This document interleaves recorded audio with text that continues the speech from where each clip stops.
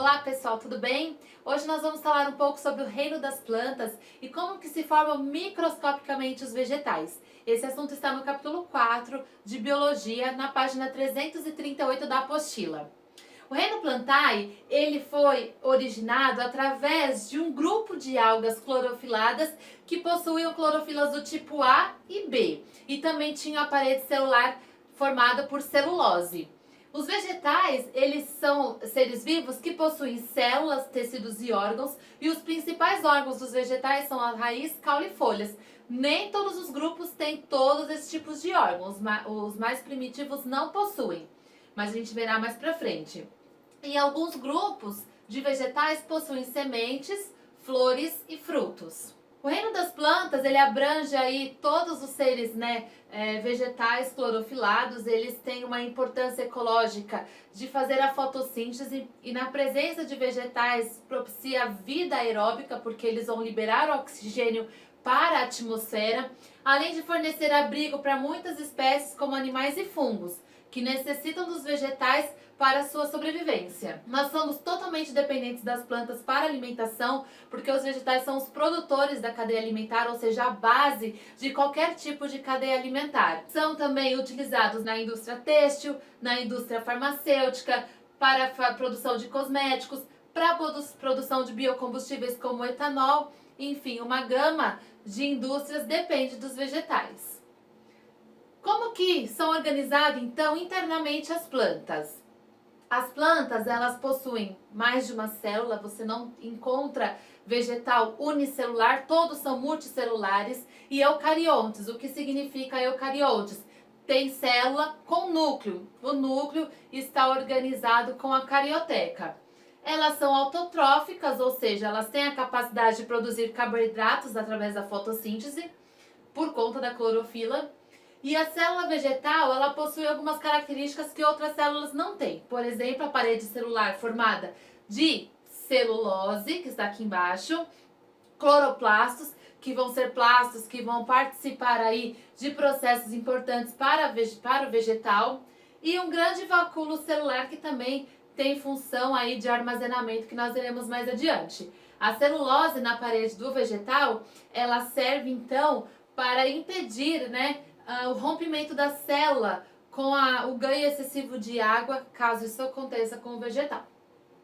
Então a parede celular, formada por celulose, várias moléculas de celulose, e a celulose é um tipo de polissacarídeo. O que é isso? Um carboidrato grande aí com inúmeras moléculas de glicose. Então a celulose, ela forma essa parede externa à membrana do citoplasma da célula. Se fizermos um corte transversal na célula de uma planta, nós vamos observar o quê? Que ela vai ser formada por uma cutícula que reveste, que é a epiderme desse vegetal. Essa parte mediana, intermediária, a gente chama de mesófilo, que nós vamos encontrar todas as estruturas da célula nessa região. E aí, então, a gente tem a epiderme vegetal, tanto a inferior como a superior, fazendo revestimento. Como a nossa epiderme reveste aí o nosso corpo, os vegetais também possuem a epiderme para revestir. Quando uma semente ela germina, surgem o que a gente chama de células meristemáticas. As células meristemáticas, elas não vão ter uma função tão específica, mas apenas vão originar as outras estruturas. Elas seriam semelhantes às nossas células tronco, que elas vão originar todas as nossas estruturas. Mas a gente tem aí a questão de crescimento do vegetal através dos meristemas. Porque a gente tem o meristema apical, que a gente pode chamar de primário, que vai fazer o vegetal crescer na vertical, tanto no ápice quanto na raiz. E temos os meristemas laterais, que a gente chama de meristemas secundários, que faz o vegetal crescer em espessura. Cada camada de células no mesófilo, o que é o mesófilo mesmo? Tudo que compreende o vegetal dentro das suas epidermes, inferior e superior. Então, vamos ter aí a parte dérmica, que é justamente a parte de revestimento. O sistema fundamental, que vai ser os tecidos de preenchimento, como os parênquimas, e os tecidos de sustentação, colênquima, esclerênquima, e também tem o sistema vascular, que é justamente a condução de seivas dentro do vegetal, que é o xilema e o floema. E a gente vai ver cada um deles também. Então a gente tem aqui a epiderme superior e inferior. Nós vamos ter toda a parte do mesófilo com os parênquimas, que são tecidos de preenchimento, os tecidos de sustentação, e os de condução, xilema e floema. O revestimento das plantas é feito pela epiderme, e quando a folha é jovem, ela possui a cutícula, que é também uma camada rica em lipídio, que é o lipídio, por ele não deixar a água passar, ele reduz a perda de água nesse vegetal jovem, né, pela transpiração. Então a epiderme ela pode ter algumas estruturas em anexo, como os estômatos, os acúlios, os espinhos, pelos absorventes e tricomas. Então, sobre essas estruturas, nós veremos um pouquinho de cada uma delas. Os estômatos. Os estômatos, eles vão ser umas aberturas que vai estar lá na epiderme da célula vegetal, que vai justamente ter aí células que a gente chama de células guarda, que abre e fecha, controlando entrada e saída de gases, e também não deixando a célula perder uma quantidade excessiva de água. Os espinhos e acúlios, eles também estão na epiderme dos vegetais, nem todos, mas a gente pode observar em alguns vegetais. Os espinhos, por exemplo, eles estão no revestimento lá na epiderme de alguns vegetais, principalmente de vegetais de ambiente árido, ambiente quente, mas eles são folhas modificadas, justamente para que o vegetal não perca uma quantidade excessiva de água através da transpiração. Já os acúlios são esses aqui que muitas pessoas confundem com espinhos, mas eles são exatamente para proteger o vegetal contra a herbivoria. Os pelos absorventes também são anexos da epiderme, que nós encontramos nas raízes dos vegetais, que auxiliam a absorção de água e sais minerais do solo. E também os tricomas, eles são pelos que podem ou não apresentar substâncias de defesa no seu interior, e eles conferem uma proteção contra a desidratação. Ele dá aquele aspecto aveludado no vegetal. Em muitos casos, como nas árvores de grande porte, a epiderme ela vai sendo substituída por uma camada de células mortas chamadas de suber. Essa camada corresponde à casca da árvore e apresenta a função como sustentação do vegetal, proteção e também isolamento térmico. As pessoas usam o suber para fazer rolhas, né? Para fazer a cortiça, aquele mural de cortiça, enfim, alguns objetos. Agora, na parte de preenchimento da célula vegetal, as plantas são preenchidas pelo tecido que a gente chama de parênquima. Existem vários tipos de parênquimas, como o parênquima clorofiliano ou colênquima. Está associado a quem? Armazenamento da clorofila e a fotossíntese. O amilífero, ele vai ter ali o amido, que é o açúcar de reserva do vegetal. Encontramos onde? Raízes e caules. O parênquima aquífero é justamente aquele que vai guardar, armazenar água para vegetal, principalmente de ambientes desérticos. E o parênquima aerífero, ele vai guardar ar. Por exemplo, a Vitória régia, para ela ficar flutuando, ela tem uma quantidade de ar, por conta da densidade, ela consegue flutuar ali num lago. Agora, a parte de sustentação do vegetal, ela é promovida pelo colênquima, pelo esclerênquima e pelo xilema. O colênquima são células vivas que vão ter pouca celulose e fibras mais flexíveis para o vegetal. A gente encontra o colênquima em estruturas mais jovens, né, de caules e algumas folhas. Já o esclerênquima são células mortas, porque tem muita celulose lignina e também vai impedindo aí que essa célula fique viva. Então essa estrutura já é uma célula morta, mas ela é mais rígida por isso, então ela vai promover a sustentação. Já o xilema a gente vai ver porque o xilema, embora seja de sustentação, ele é um tecido de condução de seiva. Nem todas as plantas possuem vasos condutores de seiva. Existem plantas que são avasculares, por exemplo, as briófitas, que são os musgos.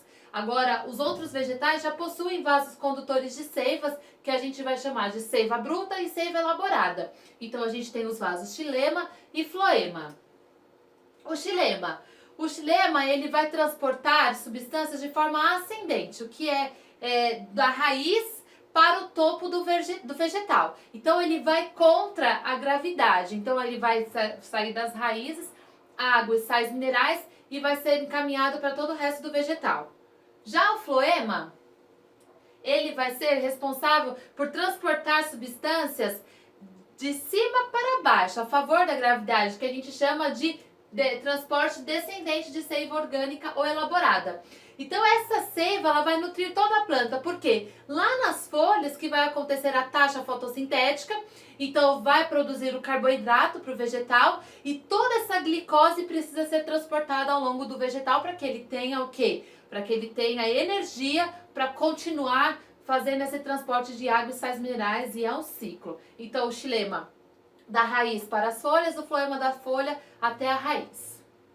Então, a disposição dos vasos condutores do tronco encontra-se de forma que o xilema fica no centro, por isso que ele também é de sustentação, então das raízes até as folhas no centro do vegetal, e o floema é uma fina camada bem próxima à casca da árvore, que vem lá então do topo até a raiz. Se tirar a casca da árvore, pode causar o quê? Pode causar a morte desse vegetal. Algumas pessoas fazem esse processo que a gente chama de anelamento. Esse processo ele foi iniciado por um biólogo chamado Malpighi. Ele começou a fazer esse processo de anelamento e começou a fazer esses estudos, né? Por isso que a gente chama de anelamento de Malpighi ou anéis de Malpighi, porque ele foi tirando a casca do vegetal e ele viu que o fluxo de seiva do floema em direção à raiz é interrompido. Então, se a raiz não recebe a glicose, se o resto do vegetal não recebe a glicose, a árvore morre porque ela perde a energia produzida na fotossíntese. Então, esse é o processo de anelamento. Se eu tiro a casca, o floema que está na lateral, está nessa fina camada, ele é impedido, interrompido de passar ali, então, essa glicose, o vegetal ele acaba morrendo. Então, o transporte de seiva bruta, que é de baixo para cima, que é o xilema, água e sais minerais, ele é desafiador para a planta. Então, para que o vegetal consiga transportar isso, imagine um vegetal de 20, 30 metros de altura, ele precisa contar aí com dois tipos de força. São eles, a capilaridade e a pressão de sucção interna resultante da transpiração. Que é basicamente isso. Você vê um cientista chamado Henry Dixon falando sobre esse tipo de transporte e explicando o que significa essa questão da capilaridade e da pressão osmótica. Se lá no topo da árvore as folhas forem perdendo água para o ambiente através da transpiração, a tendência é que o vegetal fique com mais concentração de solutos do que de água. Então as águas lá na raiz desse vegetal, ela vai começar a ser sugada porque o vegetal está pegando através da osmose essa água, porque a tendência da água é ir para o ambiente mais concentrado de sólidos, de solutos. Então a água ela vai entrando através dos pelos absorventes das raízes e ela vai sendo impulsionada, pressionada ao longo do xilema para chegar nas folhas, já que as folhas estão perdendo água por transpiração. Então é importante o vegetal transpirar para que haja a condução do xilema para todo o vegetal e a fotossíntese aconteça, porque a fotossíntese só vai acontecer lá nas folhas a partir da presença da água e dos sais minerais. Então o gradiente de potencial hídrico, aqui os pelos absorventes, eles vão aderindo às moléculas de água, né, que é a questão da coesão da água, porque é uma propriedade da água, e as moléculas de água vão subindo através do xilema até o topo desse vegetal. As células vegetais, no seu citoplasma, possuem diversas organelas. O que são organelas, né? É uma estrutura individual que tem uma forma única, né? E funções específicas também. Como nós ainda veremos os outros tipos de células, né? Célula animal, célula bacteriana, enfim. Nós vamos, neste capítulo, só ver as organelas que são específicas de células vegetais, que são os plastos, os glioxissomos e os vacúolos. Os glioxissomos, eles vão ser peroxissomos modificados, né, que a gente encontra em sementes oleaginosas, né, de certas espécies vegetais. Então, ele vai ter a facilidade de converter um ácido graxo em açúcar, que vai ser necessário para o crescimento de uma planta jovem, além da formação da parede celular. Então, como ele converte o ácido graxo em açúcar e a celulose ela é formada por glicose, por açúcares, então a celulose do vegetal jovem, né, porque se a gente encontra em semente, esse embrião tá lá dentro abrigando, né, esse tipo de estrutura, essa organela. Então, essa organela que vai promover esse crescimento desse vegetal. Então, os plastos, existem aí vários tipos de plastos e todos eles são originados por células mães que a gente chama de proplastos. E aí eles vão ter diferentes funções. Por exemplo, os cromoplastos, eles não têm clorofila, mas eles têm outros tipos de pigmentos que também dão coloração para o vegetal. Pode ser avermelhados, alaranjados, amarelados. E por terem essa cor, eles acabam atraindo agentes polinizadores e facilitam na dispersão de sementes. Os leucoplastos são os pigmentos que não têm cor, não têm uma coloração, são estruturas que não têm cor e vão estar associados à reserva de amido, que a gente chama de amiloplasto, a óleos, né, que são os oleoplastos, para as oleaginosas, ou proteínas, que a gente chama de proteinoplastos. Então, eles não armazenam pigmentos, e sim outros tipos de estruturas. E os cloroplastos apresentam a clorofila, que é o pigmento fotossintetizante. Agora, outro tipo de organela encontrado apenas em células vegetais são os vacúolos celulares. Os vacúolos celulares são grandes bolsas ocas dentro do citoplasma vegetal que acabam ocupando quase 90% do citoplasma dessa célula vegetal e elas abrigam uma solução aquosa que a gente chama de suco celular ou vacuolar. E ali vai ter íons, vai ter carboidratos, vai ter aminoácidos e até mesmo enzimas digestivas que vão ajudar os vegetais a degradar alguns tipos de substâncias necessárias. Então aqui o esquema da célula vegetal, com essas três organelas que são únicas, exclusivas de célula vegetal, como o vacúolo, né, que vai armazenar algum tipo de substância. Nós vamos ter os cloroplastos, esses aqui representados em verde, para fazer a fotossíntese. A parede celular, que são as estruturas externas do vegetal. E os peroxissomos, né, que são os glioxissomos, que vai estar na semente do vegetal. Então é esse o assunto dessa aula. No próximo vídeo nós veremos os exercícios.